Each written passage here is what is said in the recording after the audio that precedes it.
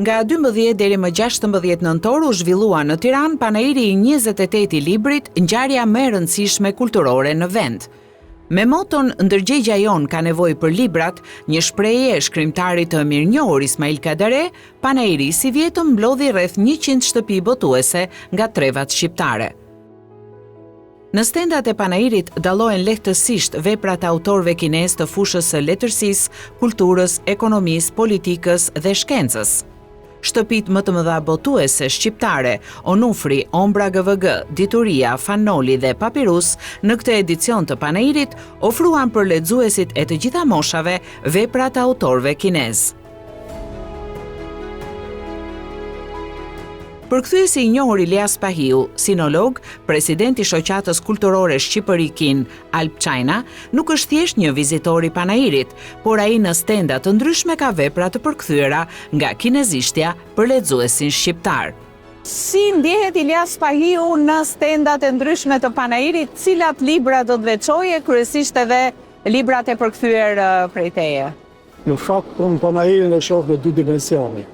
Dimensioni i parë është për librat që unë kam përkthyer të panair, por ai që unë ndjehem më mirë, dhe ndjehem më përnë edhe krenar për atë që për libri kinez, pasi në të panair tashmë mund të ketë 10 panaire të librit, thjesht për librin kinez është jashtëzakonisht i pranishëm.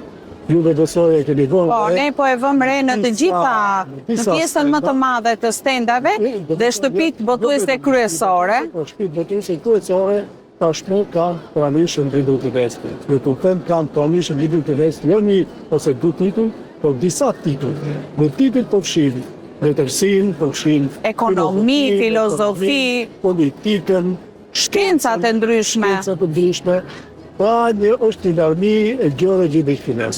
Për tonë tash që ndjen plenar, sepse kjo ka qenë falë të programit të portimit të mbërsill të librave shqiptarëve kinez, koordinatorit cilit kam qenë unë, dhe nuk them që kam dhënë kontributin tim, pra është edhe kontributin im në përhapjen e librit kinez. Për këtë që që di, unë kam marrë një shpinë special nga fala kinezit, në cili presion pikërisht e kontribut. Pra, libri kinez tashmë është i pranishëm në panair, dhe parti programi, jo vetëm shtëpitë botuese që kanë qenë të angazhuara, por shumë shtëpi botuese shqiptare kanë filluar të tregojnë interes për librin kinez.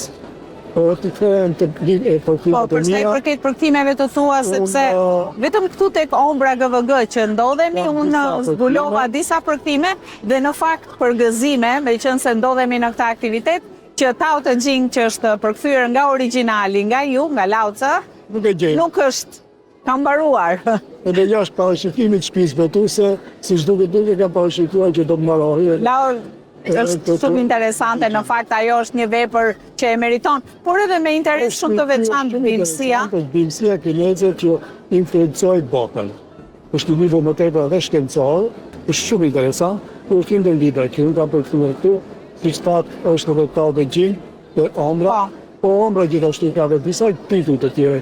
Po e vura re, në fakt, për shembull është libri Artan Gogës, një kolegi nderuar, ky i seksionit shqip në grupin mediatik të Kinës, marshimi i madh i ri për voja dhe suksesi i Kinës në luftën kundër varfërisë, dhe vura re edhe një tjetër libër për sa i përket të shembullit të Kinës në luftën kundër varfërisë në shtëpinë botuese Fanoli. Kam përkthyer edhe një libër pikërisht për këtë, quhet Studime teorike dhe praktike për reduktimin e varfërisë, i cili është botuar nga Ombra. Ombra ka botuar edhe libra të tjerë, po për varfërinë, po për ndërtimi i qeverie bazuar në sundimin e ligjit. Megjithatë ka edhe shumë libra të tjerë të cilët sigurisht nuk ka patur mundësi të përktheshin të gjithë nga origjinali, por janë përkthyer nga gjuha angleze. Titulli konceptet bazë të mendimit dhe kulturës kineze, volumi 6 dhe 7, të cilët janë gati për botim po nga Ombra, shtëpia botuese Ombra.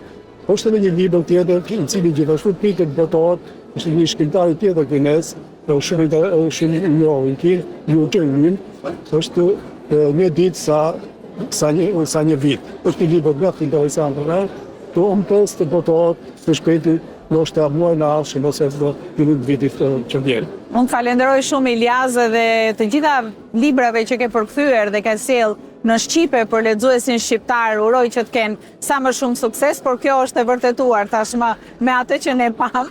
Dhe nga ana tjetër, pse jo edhe të gjitha autorëve që janë pjesëmarrës në këtë panajir kaq të rëndësishëm. Jam shumë i lumtur që lexuesi shqiptar tashmë është ambientuar me librin kinez, me autorët. Dhe vjen vetë dhe gjen panajirin e librit. Qoftë letërsia, qoftë sidomos edhe nga filozofia, kultura, dhe kjo mua më njëson, nuk do të kërse të shumë. Shtëpia botuese Fanoli ka një portofol të gjerë veprash të fushës së letërsisë, kulturës, politikës, ekonomisë, filozofisë dhe tashmë edhe shkencës me autor kinez. Presidenti i kësaj shtëpie botuese Recep Hida promovon me pasion të gjitha këto vepra që presin lexuesit e tyre në panajir.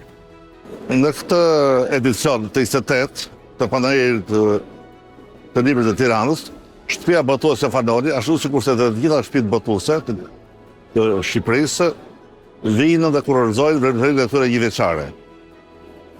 Portofoli i botimeve të shtëpisë botuese Fanoli do të qejë pa plot, pa autorët e mëdhenj kinezë. Ne kemi botuar deri tani rreth 58 vepra, në krye të qendër të cilave qëndron vepra e zotit Xi Jinping, qeverisja e Kinës, e presidentit nderuar të Republikës Fëdorore të Kinës. Këtë vit ne kemi hedhur çakullim rreth 10 titujve të ri kinez, kemi edhe 4 në proces, po sa arritim të përgatisim. Unë këtu do të veçoja një vëllim me tregime të shkrimtarit të madh kinez Xue Mo, tregime të zgjedhura. Ka një muaj që është edhe çakullim, shqipruar nga Krenar Hadëri. Naoma, karnavalet e Bakhtinit, një vepër shumë interesante, artistike. Malet të larta të Shapin, reforma dhe hapja, bën fjalë për nismën reforma dhe hapja të ndërmarrë në vitin 1978 nga zoti Deng Xiaoping. Reformë kjo që çoi Kinën në majat më të larta të zhvillimit ekonomik. Gjë që bëri që sot ajo të ndodhet në vendin e dytë të botë. Po kështu, kemi një libër shumë interesant, Diplomacia dhe marrëdhëniet me jashtë. Kjo shpjegon marrëdhëniet e Republikës Fëdorore të Kinës me vendet e tjera. Në qendër të panajirit dallohet shtëpia botuese Ombra GVG, ku shihen të radhitura si në një mozaik vepra nga letërsia, kultura, filozofia dhe shkenca me autor të njohur kinez. Presidenti i kësaj shtëpie botuese Gëzim Tafa na njeh me këto vepra si dhe një botim të ri të përkthyer nga Ilias Pahiu, për të cilin flet me entuziazëm. Cilët janë autorët kinez, ndoshta të ribotuar, por edhe që për herë të parë janë në stendat e këtij panajiri. Ajo që ka është interesante në pavionin tonë është ne kemi një numër të konsiderueshëm të literaturës e kineze dhe më i fundit është kopshës letrare nga Chen Changzhu. Është botimi i fundit që çuditërisht flet mbi një kulturë të lashtë të kopshteve, në historinë e artit dhe kulturës kineze, por mbi të gjitha mbi prejardhjen e këtyre kopshteve të cilat janë të gatshme dhe vizitohen edhe sot. Nga librat më tërhequr të nga literatura kineze që shtëpia botuese ka botuar është Tao Te Ching dhe Lao Tzu. Është një nga librat i cili, siç e shikoni, është mbaruar në pavionin tonë dhe së shpejti do të vijë sërish për lexuesin, por e rëndësishme ka të bëjë është fakti që ka të bëjë me përkthimin që i kushton shtëpia botuese. Njëri nga përkthyesit më të rëndësishëm të literaturës kineze, siç është zoti Ilias Pahiu, patjetër që ka krijuar jo vetëm besueshmërinë, por edhe një standard të lartë të gjuhës së përkthimit. Dhe mbase kjo është interesi i shtuar që lexuesit kanë për këtë lloj literature. Për juve panajiri 28, çfarë dallimi ka dhe a shënon një hap më cilësor, ndoshta krahasuar me panajiret e viteve të kaluara? Patjetër që edicioni i këtij viti është një hap një stad më lart për arsye se jo vetëm numri i librave të shtuar, shumësia e librave të përkthyer, por edhe librat nga letërsia shqipe, por mbi të gjitha është një standard dhe një kohë të vendosur me lexuesin. Lexuesi sot më shumë i informuar dhe kjo është arsye që ne botuesit përpiqemi ta ruajmë këtë lloj standardi dhe të ndjekim hapjen e botimeve bashkëkohore, të ndjekim hapjen e letërsisë dhe të asaj tendence që sot zhvillohet për lexuesin tonë në Shqipëri. Në ditën e fundit të panairit, juria e përbërë nga profesionistë të njohur në fushën e letrave, Elsa Skënderi Rakiplari, kryetare juris, studiuese pedagoge e letërsisë në Universitetin e Tiranës, Beti Njuma, gazetare dhe përkthyese, Manjela Sota, përkthyese, Teuta Dhima, bibliotekare, publicisti Zia Vukaj dhe përkthyes, që prezantuan veprat më të mira letrare për vitin 2025. Çmimi autori librit më të mirë studimor ju dha profesorit të nderuar Ali Xhiku për veprën Faqeve të historiografisë shqiptare, botuar nga Onufri. Artan Fuga u nderua me çmimin autori më i mirë i vitit për romanin Ndëshkimi i dytë i Evës, botuar nga Papirus. Përkthyesi më i mirë i vitit u shpall Virgjil Muçi për përkthimin e veprës Jamesit të Percival Everett, fituesi çmimit Pulitzer 2025, botuar nga Dituria. Çmimi autorit të librit më të mirë për fëmijë ju dha shkrimtares Valbona Banka për romanin për fëmijë Arja në dorën time, botuar nga Dita Books.